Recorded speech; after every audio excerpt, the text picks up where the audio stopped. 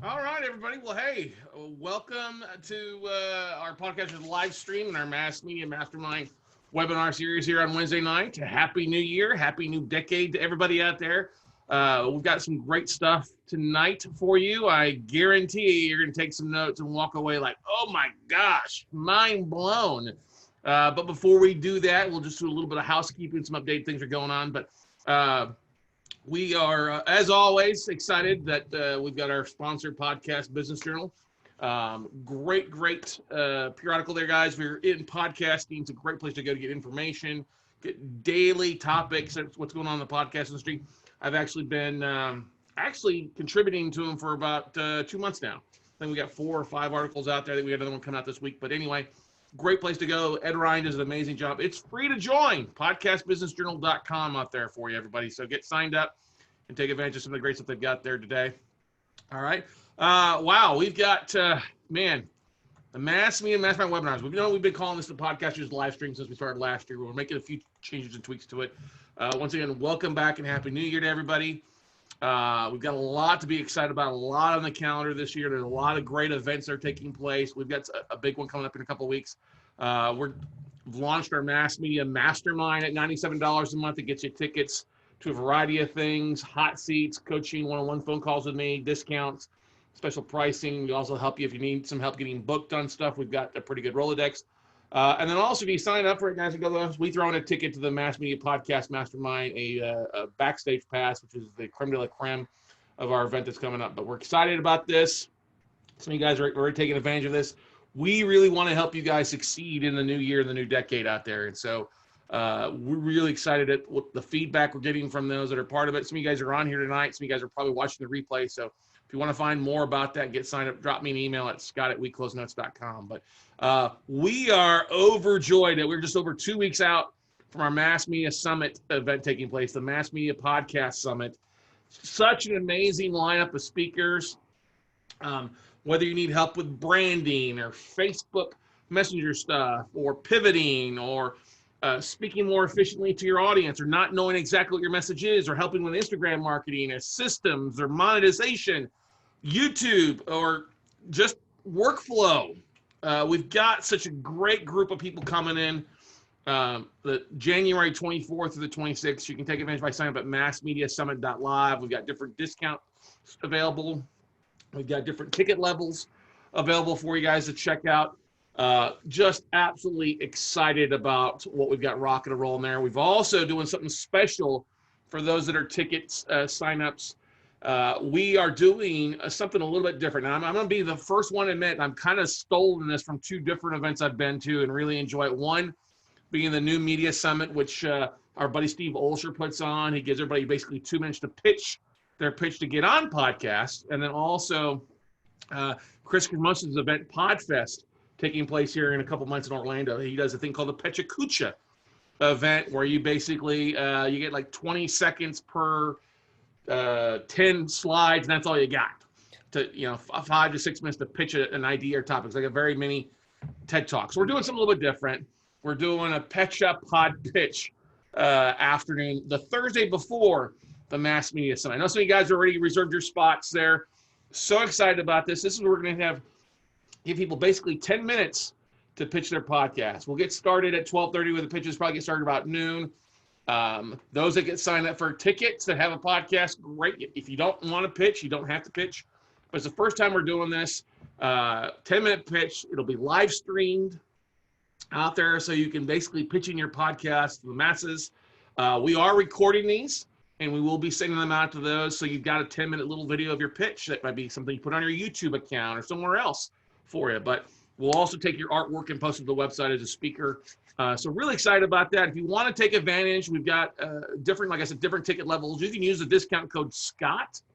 That's all capitals across at massmediasummit.live. That'll give you a 50% discount off all 3 levels, whether you want just a regular GA, a VIP, or a backstage pass one. But use the code SCOTT for you tonight out there. I mean, we're so excited about this, getting a lot of feedback from our speakers and other people out there, just really, really excited about this event in a couple. And you know what? It's online. You don't have to spend any money traveling, no airfare, no hotel.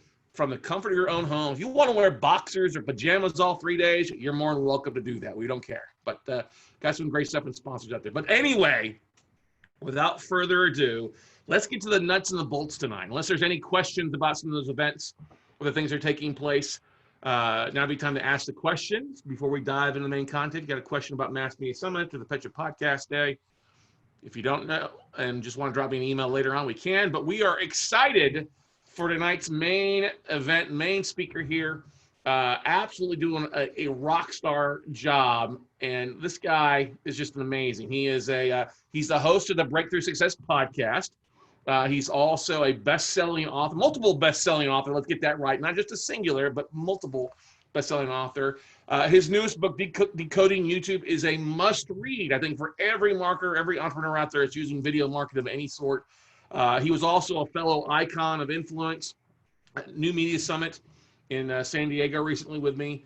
I think a multiple icon of influence.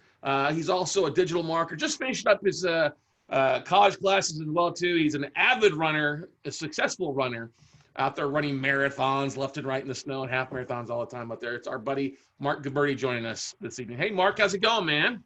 Scott, I'm doing great, and I am pumped. Thanks for bringing me on.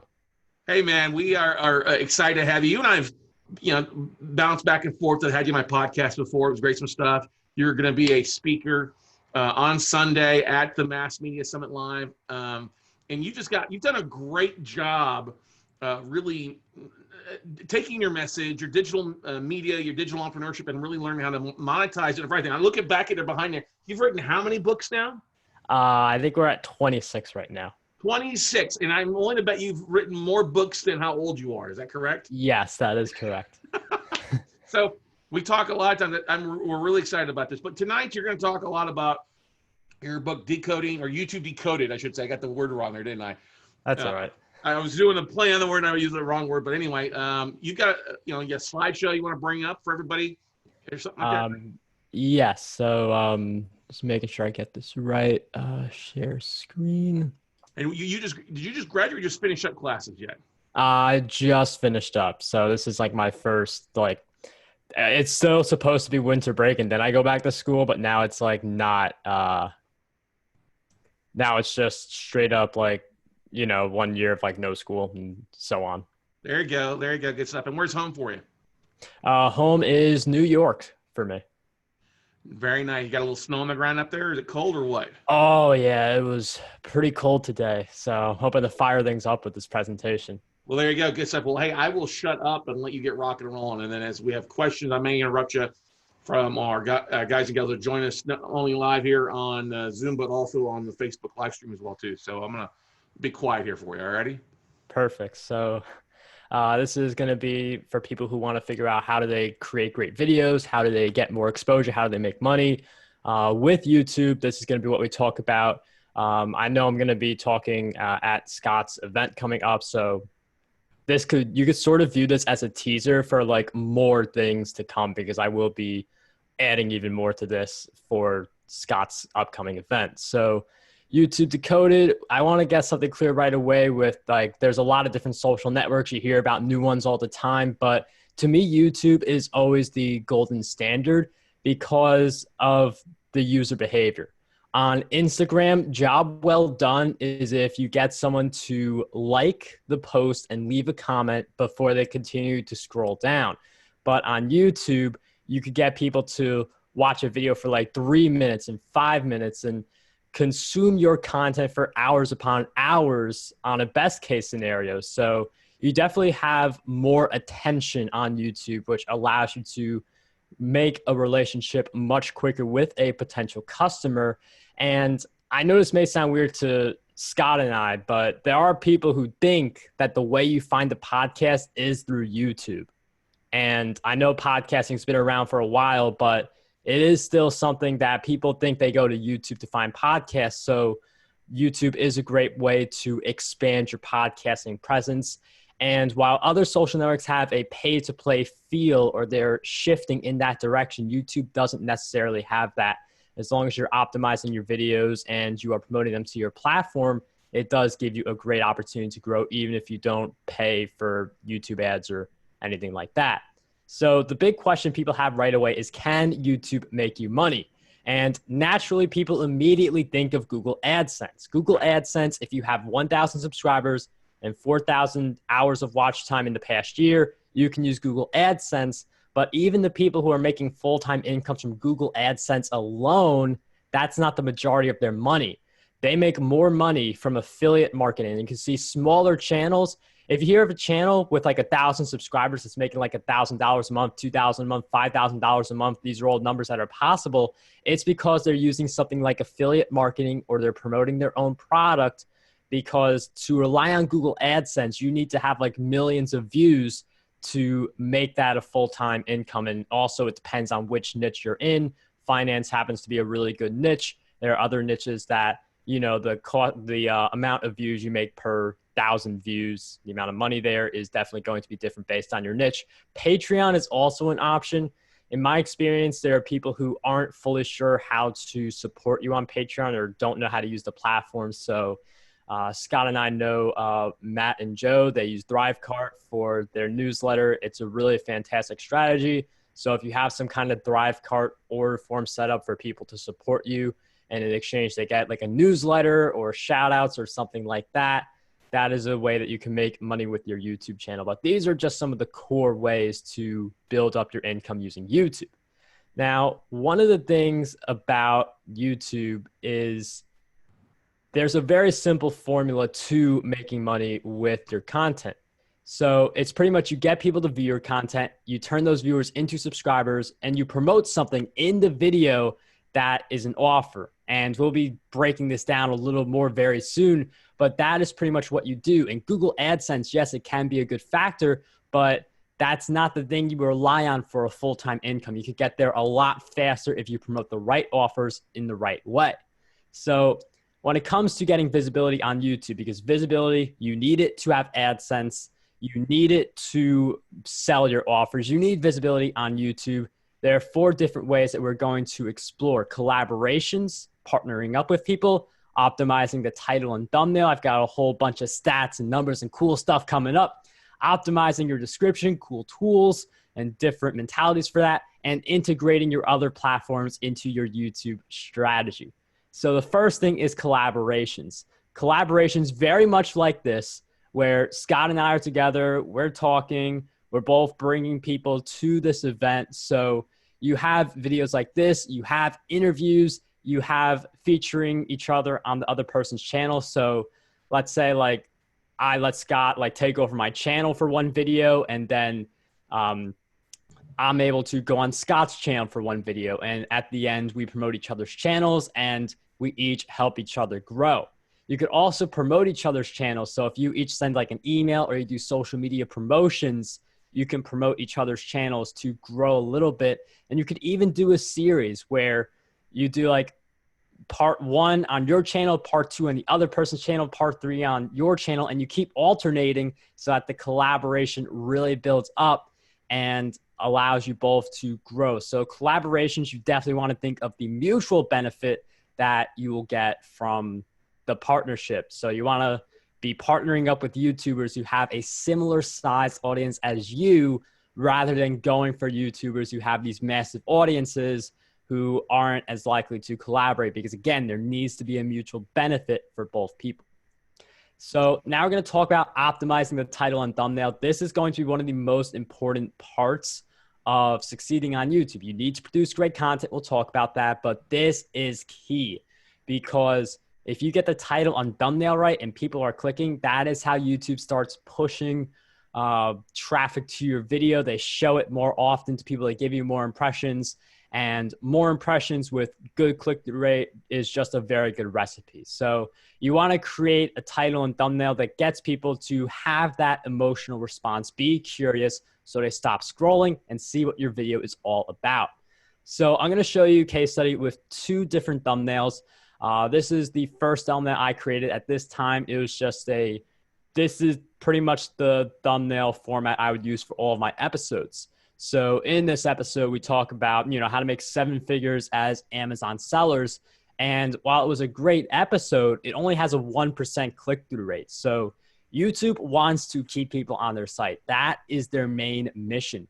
And if a video has a 1% click-through rate or a low click-through rate or something around that nature, YouTube's not going to promote your video as much. They would rather promote something similar that has like a 5% click-through rate, a 10% click-through rate.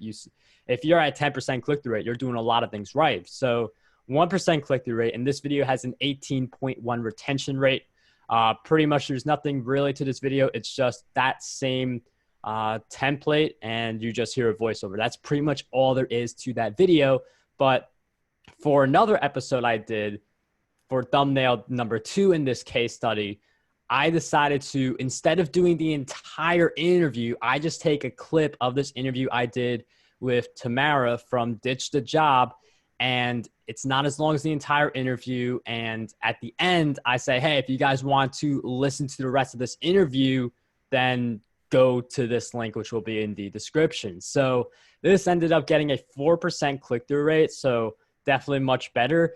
And it has a 42% retention rate right now. So a lot of people are tuning in and sticking with you for a long amount of time. So that's maybe 4.5 minutes, just because of like how long this video happens to be. And that's 4.5 minutes of someone spending time watching my video versus on Instagram, like, comment, move on. That's pretty much a lot of the type of interaction you see on Instagram. So this was definitely a thumbnail I put more effort into than the previous thumbnail, and it definitely shows with the results. So another thing I want to point out is listener mentality. And this is very important for podcasters, because on the left, you see the whole episode, but on the right, it's just a clip of the episode. So there's the 2 different approaches to being a podcaster and using YouTube. You can take the entire episode that you did and just put it up on YouTube, and it's a good way to grow your audience. If you want to grow your YouTube audience and get people to go on Apple Podcasts, go on Stitcher, go on Spotify to listen to the episode and subscribe to your podcast, you should do something like what I did with Tamara, where I take a clip of the interview, post it, and I say, does this sound interesting that Tamara was able to triple her income? If you want to listen to how she really breaks this down, then go listen to the rest of the episode. But here's a small clip about, like, it was something around how she was able to manage her time during the Ditch the Job phase. So it definitely gets people to bounce around on your different platforms instead of just stopping the relationship on YouTube. So thumbnails, I'm really making a point that these are so important. So I want to give you some different case studies. The $100,000 per year in dividend, that is my best thumbnail, 9% click-through rate. And I decided to slightly change the background for another one of my thumbnails around books, and it got half of the click-through rate. So one of the things you want to do is look at your thumbnails, see what's working, see what's not working, try to add a blend of things that are working, because you don't want to just have like the same thumbnail over and over again, but you definitely want to copy things that are working. So my podcast advice video, how to get started with a podcast advice for anyone of that nature, only had a 3.4% click-through rate. So I'm not doing a thumbnail like that again, like the black and the white text, and that setup did not work for me. So I'm not going to go back in that direction. And the final one down below about how I published 25 books before graduating college, that thumbnail worked for me. And it was one that I've probably put in 15 to 30 minutes to create, because you have to think of the idea. You have to see how it looks. So you definitely want to spend a lot of time on the thumbnails. This is a big mistake a lot of people make, not spending enough time on the thumbnail. You create this great video, you don't think about the thumbnail, and that kills you with the click-through rate, which at the end of the day is what YouTube cares about the most for determining how many impressions you get. So thumbnails obviously aren't the only thing. You do have to also optimize your videos. Can you hang on a second, Mark, before we dive into that real fast? I got a question here. Okay. So taking the thumbnail, the actual image, going back to here, it's so important to create it a little bit versus letting YouTube pick at the stroke face that you have on there, right? You can I mean, it's very worth it. I mean, I would never use the thing YouTube gives you. Yeah, because it's just gonna. I for years of putting videos up, not pen time on the actual thumbnails, and it would always catch me looking like I was suffering from a stroke or crazy-eyed or doing something crazy. And if it does, if you're doing a lot of videos where it's you and you just got your bald head, it looks the same. Bald head or clothed head or whatever it is, it's going to look the same. It doesn't really draw people in.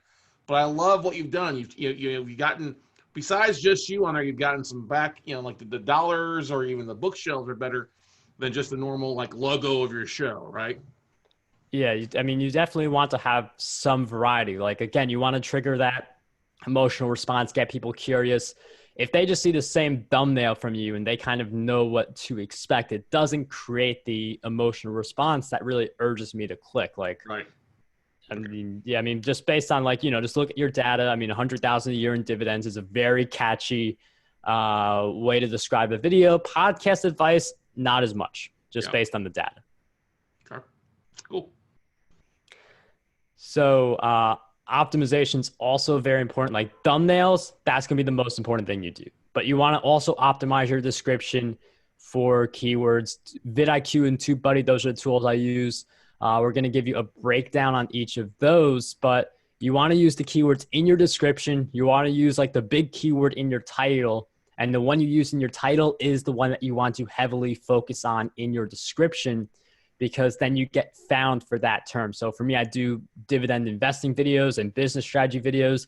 Dividend investing is always going to be a keyword that I use in any of my dividend related videos, just because it's one of those keywords that performs well right now.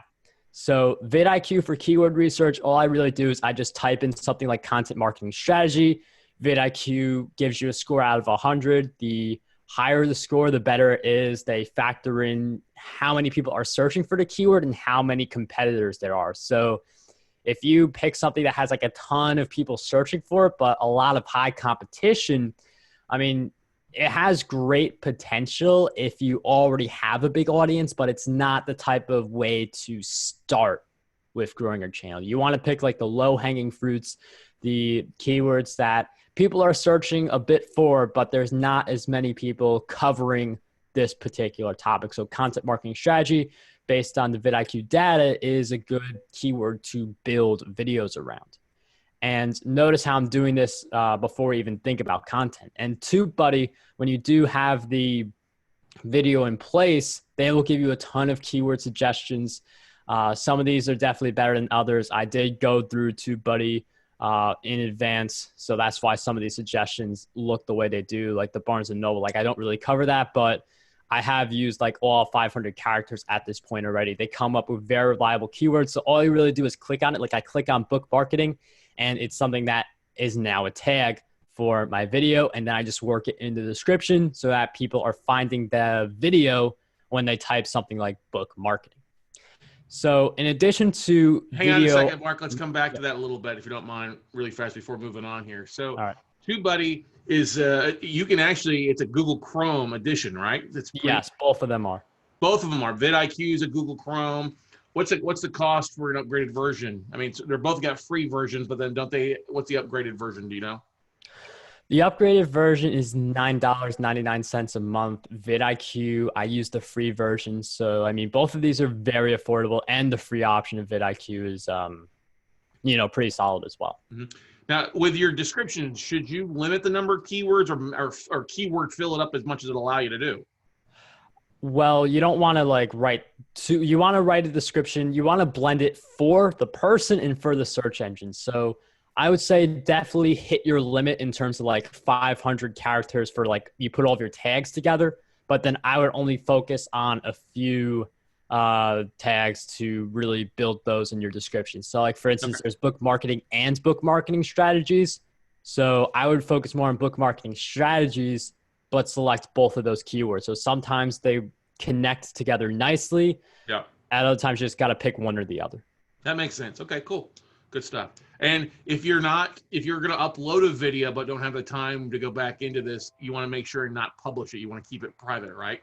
Yeah, I mean, it's just good to automatically set them as private. You don't want to rush into publishing your videos, because then I feel like if you're rushing to publish videos, rushing to keep up with the schedule, like, optimization and like having a good thumbnail, you kind of push those things to the side just to get the video out based on your publishing schedule. Okay, cool. So in addition to the optimization, we have integrating with your other platforms. I mean, I feel like it's tempting to think like, let me just grow on YouTube. Let me just do the thumbnails. Let me just do all YouTube stuff. But if you already have people on Twitter, LinkedIn, or Facebook, Pinterest, Instagram, there's plenty of other social networks that I'm definitely not covering in this slide. But if you already have an audience, those are people who you need to tell about with your video. Like, you need to tell them that you came out with a new video, link to it. On some social networks like LinkedIn, it's good to include a teaser, like a 1-minute teaser that's pretty much kind of gives a summary of what's in there, or a clip from your video. And then at the end, say, if you want to watch the rest of this video, head over to YouTube. Facebook, if I feel like you should be using a Facebook group also.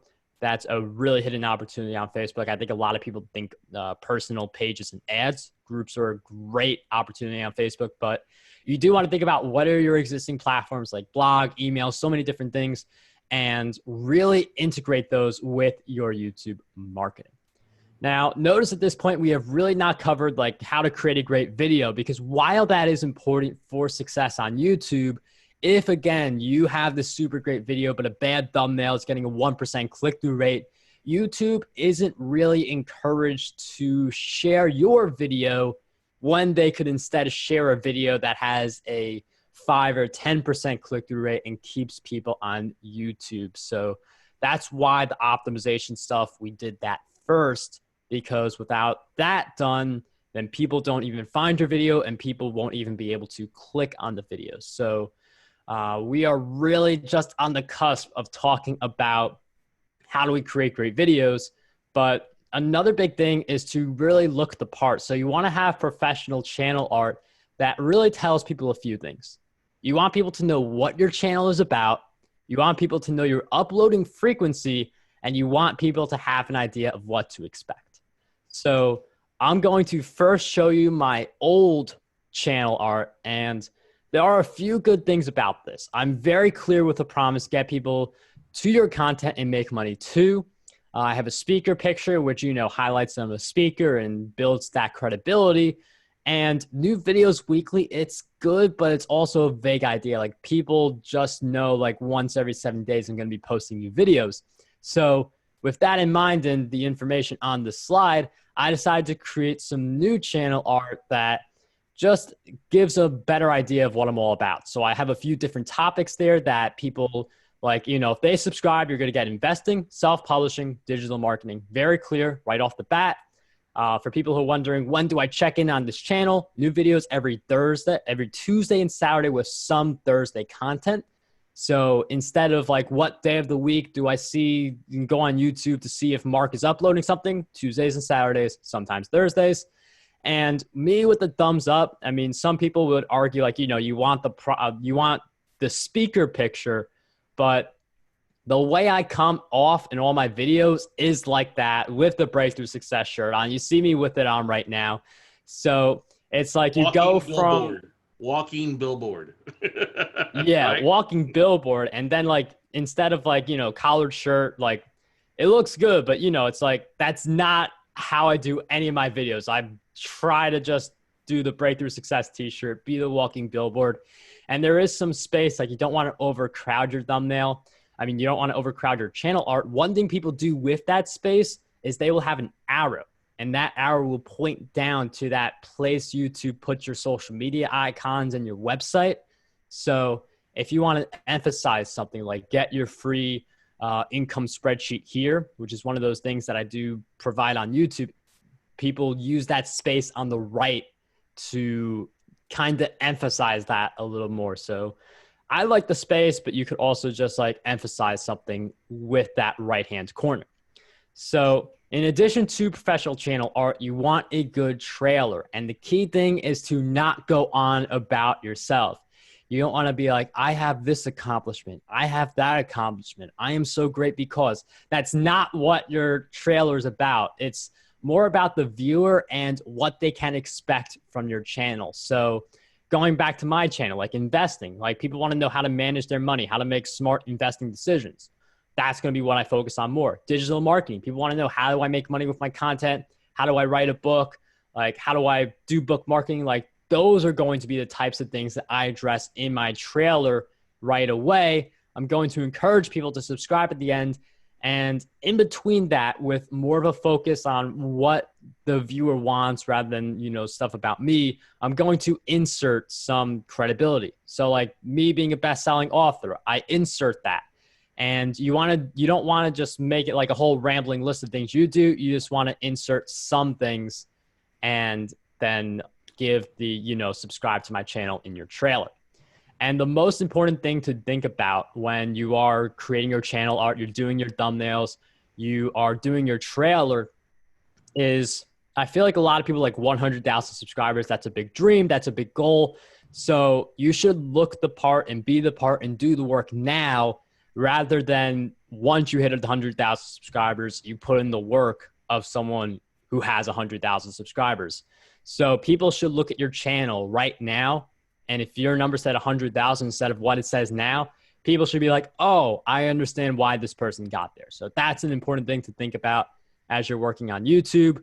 And now, after all of that, we get to talk about content and creating engaging videos. But hang on a second, Mark.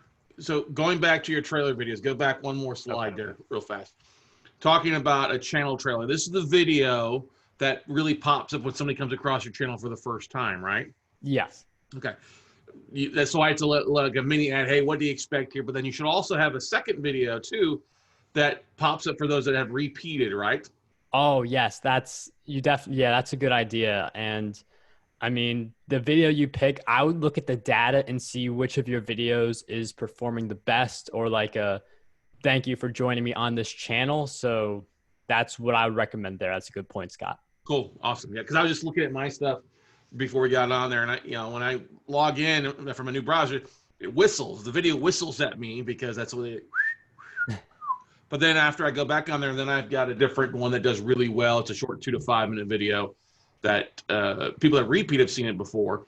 And then I've also, I think, the playlists help out our most downloaded videos or most played videos, and also like the podcast playlist, and then also my Monday night webinar playlist, plus the Wednesday night webinars like we're doing now is a different playlist too. Those are important too, to kind of help people kind of, when they find you, to kind of go in and watch more of what you're putting out there, right? Yeah, I mean, playlists are really good. I do talk about those a little more, but being able to, one thing with playlists that you can optimize their descriptions. And I feel like that's like optimizing the description and picking the main playlist thumbnail to match your best performing thumbnail based on click-through rate. Those are two things that you should definitely be doing with your playlists. Okay, cool. So professional channel trailer, there's the key lesson there again. And when it comes to this, like discovering your foundation, this is on a video creation standpoint. So you want to test different styles, find the one that's the most comfortable for you, because you don't want to be a copycat, but at the same time, you have to look at role models to get an idea of what to do. So you want to test different styles, get an idea of what works best for you. And I would start with doing at least one video each week. I wouldn't do too many videos each week because I used to do like daily videos, and it was just really hard to promote each of those daily videos and give it meaningful exposure. So that's why I do 2 videos a week, sometimes 3, because that is my happy zone. Again, like each person's happy zone is a little different, but I would recommend weekly videos at the very minimum. You stay in people's mind. And again, like a YouTube viewer could view like 30 minutes of your content and go on a binge, while users on like a lot of other social networks, they may like your thing, they may comment on your thing, and then they keep scrolling. So you definitely want to figure out your foundation for content and your key stat for content, because it's not just like, put out valuable content. Like YouTube actually gives you a metric that determines like how valuable your content is to the listener, to the viewer, and that is retention rate. Because if you have a low retention rate, it means your video isn't engaging enough. It means that it's not that your content isn't good enough. Like sometimes you produce really great content, but it's not an engaging enough a video, and then people tailor off very early if they don't feel engaged. So if one of your videos has a bad retention rate, I would rewatch it as a viewer and see, like, experience that feeling of viewing your own content and then see like what are the parts where you feel like, okay, I'm done. I want to watch another video. Because YouTube, they want people to stay on their platform. It doesn't matter how they achieve this goal. They have no problem if someone watches like a second of your video and clicks on someone else's video. At the end of the day, that's someone staying on YouTube's platform. So you do want to look at your videos. The ones with super low retention rates, see what's wrong, and the ones with super high retention rates to see what went right. But retention rate is a key stat for determining video quality and how YouTube's going to help you with ranking your videos. So a key thing there is to improve the experience. That's what I was talking about a little bit earlier, like a good video, like good content. You said good talking points. That is just part of it. Quality edits is going to be one of the biggest things, like including pictures, including audio clips, pattern interrupts, because if someone's watching the video and they kind of like are in like a daze or like they're bored and they're just like looking at your video, nothing's really changing, then they look to the right. Or if they're on like a mobile device, they scroll to see like what are some other good videos being suggested under yours. So quality edits really keep engagement. Your appearance and background on camera. I'm very intentional with this background I have here. I'm not sure if you can see it now, but I do like, you know, I have the books behind me. I've got my Breakthrough Success podcast. Like it is a very specific type of appearance and background I want to have. I don't want to be suit and tied. That's just my preference, but I definitely want to be professional as well. So you also want to provide something that others are not doing yet. And I can't really like give you like a do this. It's more of look at what other YouTube channels in your space are doing and how can you be different. Why would someone want to subscribe to you when they could subscribe to this other person who talks about similar stuff? So that's something you want to think about. And finally, scripting your videos. I know this sounds weird for people who like they've been talking a while, especially podcasters, because we can kind of talk off the cuff, but scripting your videos creates a better quality experience for the viewer. And there are a few reasons for that. First off, the script, like the script just, it's pretty much, this is like, you know, the intro to the video, intro to channel, body, summary, conclusion. But what that script is doing is you are cutting on wasted time. You also have the opportunity to list different edits. So like intro to your channel, like that edit should be, you know, have like a 5 to 10 second reel if that is what you're about. For the body, like if you mention like, let's say Twitter, then like a blue bird pops up in the middle of the screen or something like that. And it makes it easier for you if you list the edits you want to make in advance. It makes it easier for you to edit the video in post-production, or it makes it easier for you to hand this script off to someone and say, I want these edits at these time frames when this happens in the video. So a script can really help you keep you in the right direction with your video and create a more engaging experience where you are asking for call to actions. Like you could say, if you enjoyed this tip, make sure you like this video. Or, hello everyone, I'm Marc Guberti. We talk about dividend and business growth strategies. If you guys are new here and you like the idea of those types of videos, make sure you subscribe to the channel. So you're able to include call to actions if you work them in your script, which you know, you may not be thinking of in the moment when you are recording that video. So now we're going to talk about how do we actually make money on YouTube. And, you know, we did cover like the different ways to do it. Google AdSense is pretty self-explanatory. Just get the 1,000 subscribers, 4,000 watch minutes in a year, and Google AdSense. You still don't want to rely on it. Patreon or some equivalent is good too. I still wouldn't rely on that for, especially if you're a business channel where you could sell stuff. So turning YouTube viewers into clients, this also applies for products. But the first thing you want to do is have some type of funnel in place where you are building a relationship. You want to be leading people to this page, get their email address, and they're on your list. You're able to communicate with them. The next thing you want to do is work the funnel in your script. So this script, that is a part where you say like in your body, if you have like a tip that connects with your funnel, mention your funnel in the script, because again, this isn't stuff that you may remember when you are talking off the cuff, or even if you have an outline in place, it is something you may not think of unless you already have it in your script. So number 3, include a visual of your page. So that like landing page, that opt-in page you have, actually take a screenshot of it and put it in your video. Because when people see that screenshot, again, it's pattern interrupt, it's more engagement, and then people have a better idea of what they're getting. If you offer a free ebook, it's one thing to say like, get this free ebook. It's another thing to actually show the page, to show the cover of the ebook and what they get.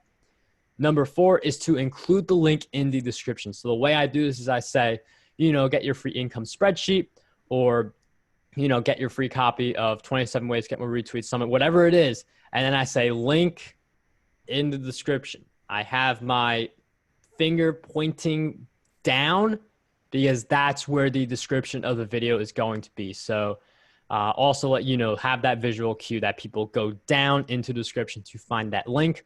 And finally, it's just a matter of optimizing steps 1 to 4. So like optimizing step 1 would be like looking at the conversion rates inside of your funnel to, make sure you're not missing an opportunity.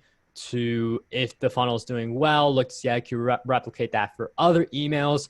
How can you better incorporate it in your video, or how can you mention it earlier in your video? Because one of the things with retention rate is it's telling you when people tune out of your video. So if you mention your funnel before that tune out time, you'll get more people to hear about what you have to offer, including a visual. I mean, you could just slightly tweak things. So like maybe instead of just a screenshot, you have a video of someone actually clicking and entering their email, and including a link to the description. There's not too much you could do to optimize that other than maybe just moving up a little more in the description so people see it.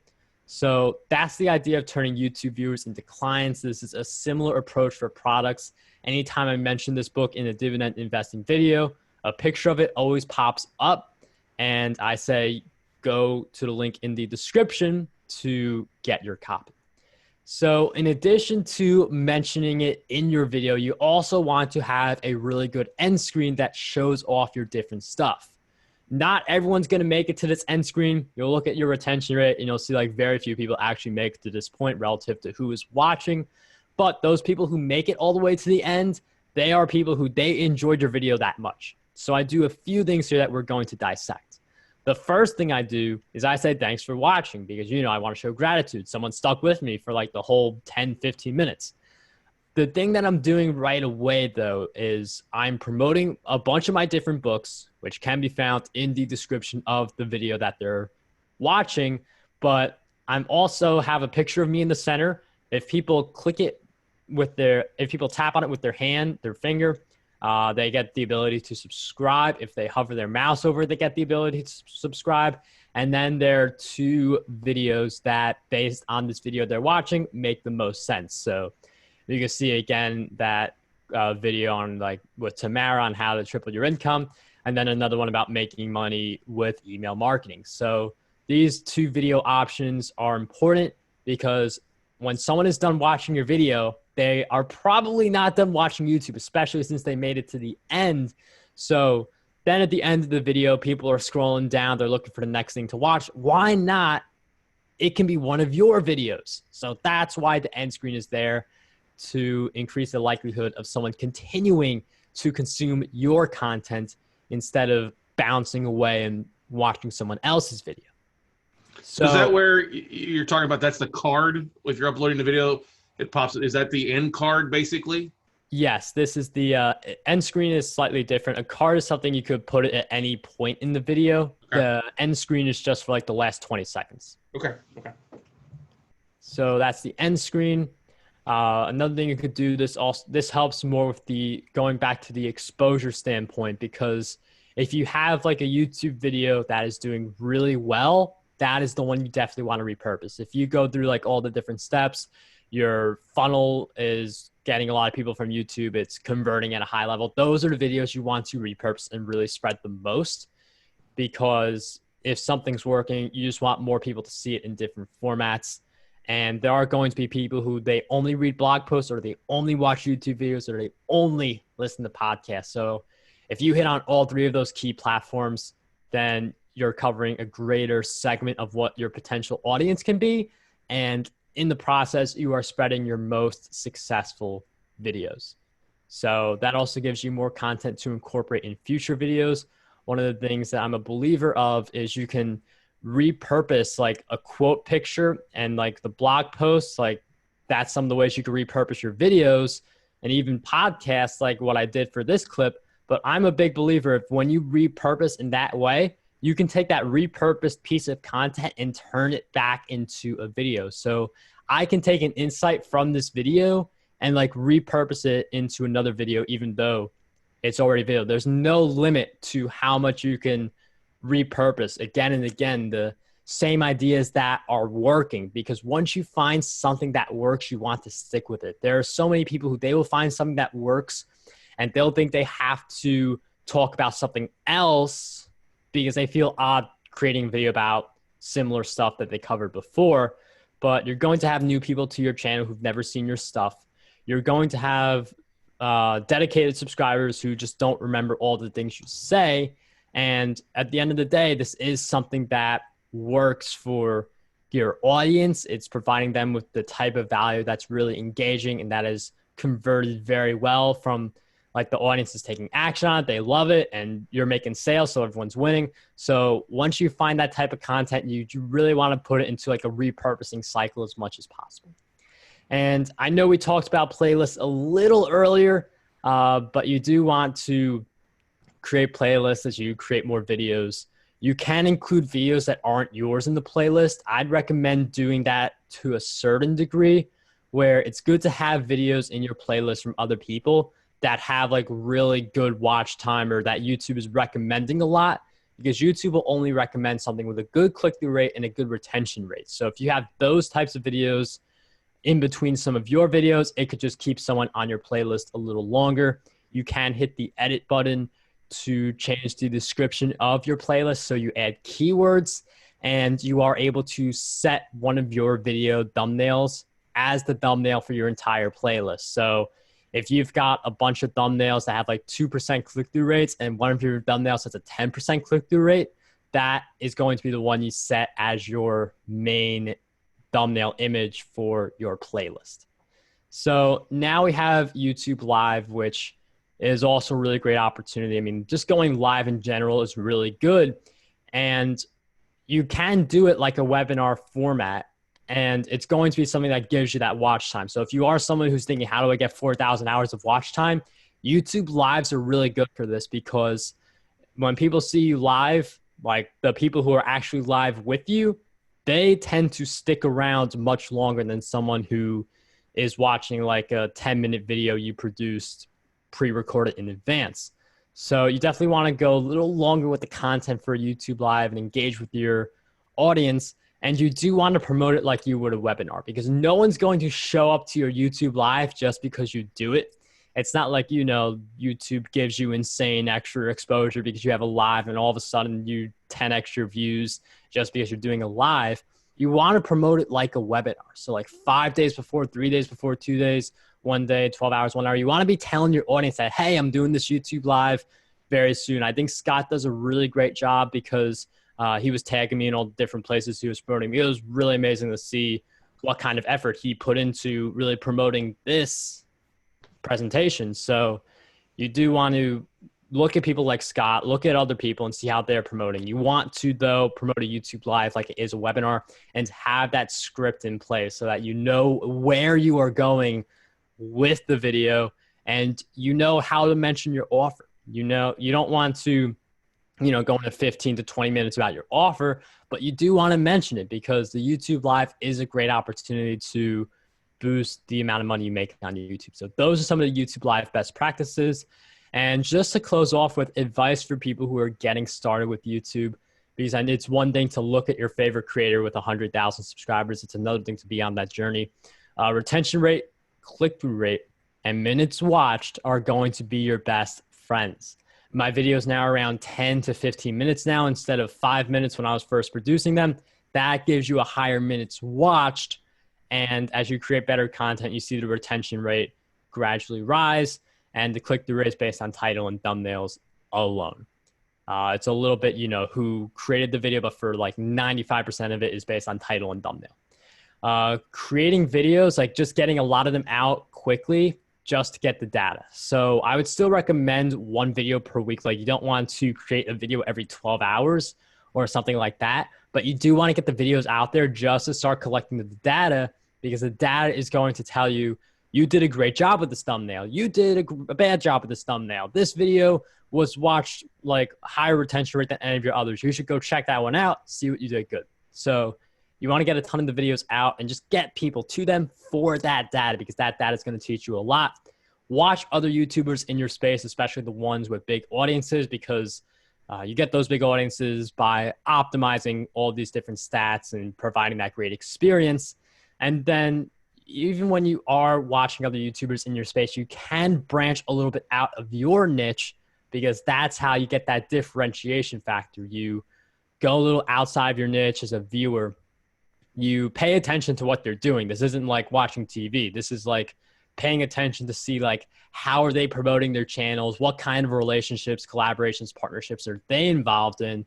And then that could give you a little extra flair that allows you to stand out. So that's pretty much YouTube Decoded. My book, YouTube Decoded, is on Amazon, goes more deep into that kind of stuff. But pretty much, if you want to get started on YouTube, these are the key points. Cool. Good stuff. Let me ask you a couple questions on here. Can you, if you've got videos you've uploaded from a month ago or a year ago, is it worth going back in and editing the description, the keywords, the title even to rejuvenate or pump some traffic into those videos, or does it not really matter if they've been out for a while?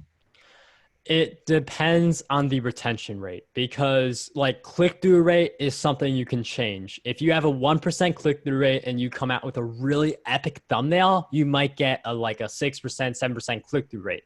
But if people are clicking to just like, get to a video with 10% retention rate, that's still going to be, you're not getting people to stick around for a while. YouTube's not really incentivized to promote like a 10-minute video or whatever if only it's got a 10% retention rate.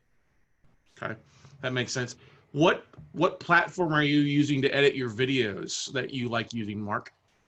I like to use ScreenFlow for my video editing. I know there's like a bunch of Adobe products for like people who go really, really deep into it. But for me, ScreenFlow is something that works well for me. And I would say watch my videos. If you like my editing style, ScreenFlow, it is reliable for the most part, and it's got a lot of good features. Mm-hmm. Brett asked the question here, what is a good retention rate that you should be shooting for? Definitely depends on niche and videos, things like that. But I'd say if you're around like 35% retention rate, that's a solid number. And then just look for ways to build that up over time. Mm-hmm. Now, what do you say to people who have a podcast but aren't using video? They're just using the audio to throw it on iTunes or Spotify, but aren't using the video side of YouTube.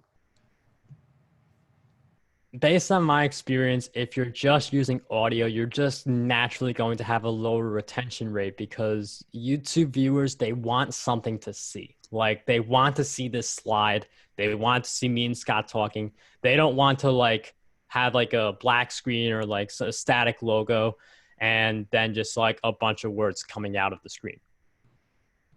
But have you seen a lot? I know in my personal experience, when I look at what we did as far as the first year as a podcast, where we had our downloads, but then we also looked at what we did as far as video and YouTube views. We saw that YouTube, I think it probably varies some on your audience and the avatar who's listening or who's watching, or your specific niche. But we saw that the video side of our YouTube channel, even though we didn't do a lot of great optimization, we threw a lot of stuff up. It doubled really our audience side from basically 120,000 downloads to like 150, 160 actually unique viewers on our YouTube channel. So, don't you like post the video of you talking, or just like the audio but with no video? I post the video. I don't post just the audio. I take the video. If I'm recording via Zoom here, I would then turn around and post it to YouTube. Adjust, add a thumbnail, description, keywords to it, and go from there and roll it to YouTube. Whereas I'm stripping the audio off the video and then putting it on iTunes and Spotify and all the iTunes platforms. But my audience is 45 to 65 for the most part, which isn't the best just a podcasting audience. You know what I mean? Yeah, I mean, the way you're doing it is good because people can see you talking. It's just when there's like, they can't see the person talking and they can't even see slides where that could create an issue. Mm-hmm. Now, with your editing, is there anything else that you like using to help you kind of speed up your editing stuff? Like, I don't know, I'm a big fan of using repurpose.io. It helps me out with some easy things and transcriptions and stuff like that too. I'm more like just ScreenFlow. I mean, I've used Repurpose.io from like just the podcast audio standpoint, and I just haven't used it for like, because I know that you do like Facebook Live and stuff like that, which is something that definitely makes a lot more sense for YouTube, but it is something like I just primarily do ScreenFlow at the moment. Yeah. Now, one of the things we talk about in retention is that and I've looked at this and seen things, and everybody likes, I think YouTube Live is so much more valuable than Facebook Live, right? You get a lot more retention with YouTube. People stick around a lot more with YouTube Live versus Facebook, where they scroll through and they're, what is it, like a 1% or less than 1% retention rate on Facebook, and then about an average of 11 to 15% retention rate on YouTube. And then, of course, 86 to 90% retention rate on a podcast listener listening to the audio side. Facebook's got some cool things where it'll automatically help you with the transcriptions if you can go on there in your business page or an event page. Whereas, YouTube won't automatically do that. You've got to actually, for your transcription, what are you seeing as a tool to pull your transcriptions down for YouTube? I know YouTube has like automatic transcriptions, like they do something where like you can automatically see that, but you do have to check it. They also do this for closed captions, which are good to include in videos from a ranking standpoint. But again, like you do have to, like, I've had like, for my name, Marc Guberti, I've had like Marc like Birdie. So you do want to check the closed captions to make sure they're correct. Make sure they're not spelling your name wrong and butchering it in front of everybody. Yeah. Especially when you talk fast like you and me both. It doesn't work in your favor. Hey, Ken says here, very informative. Want to listen to this on a podcast on my drive. Good job, y'all. Hey, Ken, thank you, bud. And then, Ken, you're actually tweaking up a little bit your podcast stuff as well, too. So good. Congrats on everything you're working on there for you. Let's see here. What else? When people start off, would you recommend that they do more shorter videos, like 10 minutes or less, to kind of get the flow going versus going into the long form? 30 minutes or longer videos, or start off with a mixture of both? I mean, I would just say do what you're most comfortable with, because I feel like it's based on video topic and stuff like that. There are some people who they heavily invest into their content creation right away, and then they see good results. I feel like that's more of the exception than the rule, because you do have to, figure out click-through rates, retention rate, things like that. I would say for most people, though, what you want to do is just start with shorter content, because it's better to have like a 5-minute video that doesn't get much traction than like a hour-long video that you like heavily invested in with creating content, things like that, that doesn't get traction. So that would be the only reason I would have a slight preference to shorter content in the beginning. Yeah, I would agree to that. Shorter videos, people can watch through them and they'll stick to the end a little bit, but we've got so many hour-long webinars on our channel. I think I just celebrated like 974 videos. I was looking at, the average one's roughly about 45 minutes long. That's amazing. Well, it's just, we've been doing it, uploading for a while, but the average viewer is roughly somewhere around 16 to 20 minutes long on a month-by-month basis. So we really get people that are sticking around to watch it, and then a lot of people are coming through and clicking through as they're in search engines or other things. They're coming across the videos. Are you tracking what other platforms that do well when you promote? Like if you post your videos or share your videos to LinkedIn versus Twitter, or to Facebook, YouTube video to Facebook, does it do well or not do well because this is not native content to Facebook? I just look at the YouTube analytics. They have a feature like external where you get to see like, if LinkedIn gave you 10 viewers and Facebook gave you 5. So that's going to be what I recommend there. Natively uploading to Facebook and LinkedIn, that's just going to naturally get more exposure because the social networks like that. That's where I recommend the teaser, to natively upload the teaser and then tell everyone to say, check out my YouTube video. Love it. Yeah, because LinkedIn, 10 minutes is all you can do for live video there right now, unless you get YouTube, unless you get LinkedIn Live rocking and rolling for it, right? Yeah, that's my understanding. I haven't done LinkedIn Live chat. I'm not the best guy in that space right Oh, now. well, I'm not either. I can't wait. They're being selective on how they're letting in there. Okay. Here we go. Brad asked a good question. Do you want to set your channel as made for kids or not? No, because like the only thing you want to do made for kids is like if you like do toys or if you do like something that is kid only. Like I feel like I know where that question is coming from. Like if you say your content's not made for kids and it's like M for mature, like that's not what we're going for there. Made for kids, like there's just like YouTube like kind of analyzes you with like a microscope and they're like paying like a lot more attention to your content. There are a lot of things you cannot do if your channel's made for kids because, you know, like targeting kids with ads and stuff like that doesn't, you know, it's not a thing you should be doing. But like, you know, so YouTube's gone like really stringent with their rules on channels made for kids. So you don't want to do that. Good stuff. Good stuff there. I love it. I'm loving this. What other questions do you guys have for Mr. Marc Guberti, the decoding YouTube expert here, everybody? Now you're going to go into more of this content and more stuff at the Mass Media Summit here in 2+ weeks too. So yeah, we'll find ways to enhance this presentation and add more stuff to it that we didn't cover already. Yeah. Now what's your average edit time that you're seeing when you're using ScreenFlow per YouTube video? I mean, you've got different time lengths, but for let's say every 15 minutes of video, how long does it take you to edit to get into the final product? I'd say for a 10-minute video, it's anywhere from 30 to 60 minutes. It definitely depends on the video and how many edits I want to make. But I mean, it like I feel like a lot of people, they're just happy to like, you know, have the check mark, like, look at me, I created this content and now I'm going to publish it. And now I'm going to feel so proud of myself and I'm going to get people to watch my video. But I feel like if you skip on the editing, your retention rate is going to be less than what it could be. If you skip on thumbnails and title and optimization, that's going to hurt you also. So, I mean, you do want to invest more in the post-production and optimization than you actually spend making the video. And I think a lot of people forget about that. Yeah. It's like, they throw it against the wall. Hey, I did a video, pat in my back. Here's my participation trophy. Good stuff there for it. Now, where, you know, with YouTube Live and YouTube Red and stuff like that, I mean, go on YouTube Live, it automatically, most people don't know this, it kind of puts it into two categories, right?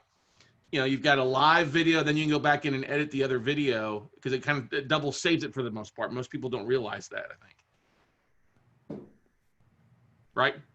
I mean, YouTube Live is one of those things that like I've only done a little bit of, and I'm just excited to go into it. So definitely something I have to learn more about. But I do know like the main idea of YouTube Live, have seen some success with it. It's just a matter of like getting to that point where I could eventually do weekly or bi-weekly YouTube Lives. It makes sense, yeah. And then we'll rotate. I almost went YouTube Live tonight, and we went Facebook for the podcast group that we got available. But, you know, we see, and it's like anything else. It starts to go live and starts to get some traction with a good title when you're sharing it there. You're not able to put the descriptions in so much when you go YouTube Live, especially if you're using like a Zoom or something like that. But the more traction it gets, the more viewers it attracts to it. It's really amazing and really do well for driving people, and you get the more engagement because it is video on a platform that people are there to watch versus just scrolling through like a Facebook Live. So yeah, and also with the Facebook, I mean, again, like the social, like a lot of other social networks are like a scrolling culture, and on Facebook, if you scroll through the Facebook Live, then like, you know, you either just don't hear that video anymore, or it's like a small thing on the right that all you got to do is swipe and it's gone. While with YouTube, no matter how far you scroll down, the video is still in front of you and you can still hear the person. Mm-hmm. Mark, do you have your contact information on a slide or how people can get a hold of you? Or I do not. Mark Guberti. Yeah. What's your YouTube channel for people to go check that out? What's the YouTube channel? It's just Marc Guberti, just MARC, and then Guberti, Guberti. My book, YouTube Decoded, that one right there is up on Amazon. Yeah, there you go. Now we know we got to add the first thing to your slides there. Yeah. You see, that's going to be one of the things we enhance for the summit. Like I got to, add a few slides. That contacts page is going to be one of them. Good stuff. Any other questions from you guys and gals that are joining us tonight? What other questions do you have for Mark before we let you guys go and let him go for the evening? Any other final questions there? I think that, we've done some different things with YouTube. We do, individual episodes. Then we've done summits where we've done bulk uploading of episodes, and it sees people really dive into different things if you have like a series going. And like I saw in your recent playlist you put up there, the podcast marketing and email and stuff, it was all very similar color scheme, but different images, different faces. And I think that's one of the big things about thumbnails. If you can't put somebody's face on there, it does better than just putting the wording of what the discussion's about, right, Mark?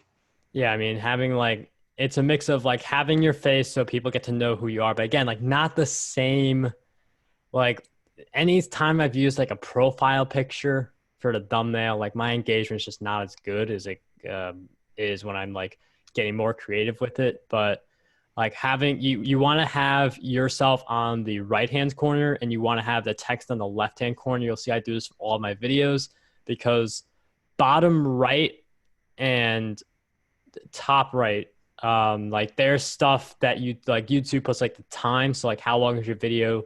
10 minutes, 32 seconds. That 10-minute 32 appears on the bottom right and blocks off some of the text. So putting your text on the left hand keeps it safe. Yeah, exactly. I put my podcast logo in the thumbnail not down there, and I don't worry about if the timestamp's not there, but the wording above that or the headshot, and making sure I have a good image if I'm putting a guest on there, Yeah.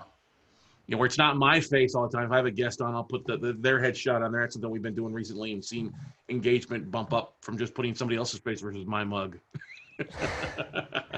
Cool. Well, hey, Mark, thanks again for joining us here on Wednesday night here on the Mass Media Mastermind webinars we're doing out here. So excited. You've got some great stuff going on. You've worked hard. Congrats on taking a little time off from school, but we know you're constantly writing and doing other things to get the message out and what you're doing out there. So thanks so much for joining us. Scott, it's always a pleasure. Thanks for having me on. You too, brother. All right. So guys, that's going to wrap it up for this episode. You guys go out, have a great evening. Once again, if you get some time, go to massmediasummit.live, grab your tickets, use the discount code Scott, all caps. It'll knock it in half price for you. And we look forward to seeing you here in in a couple weeks at the Mass Media Summit. We have, and see you next Wednesday night as well. So take care, everybody. Bye.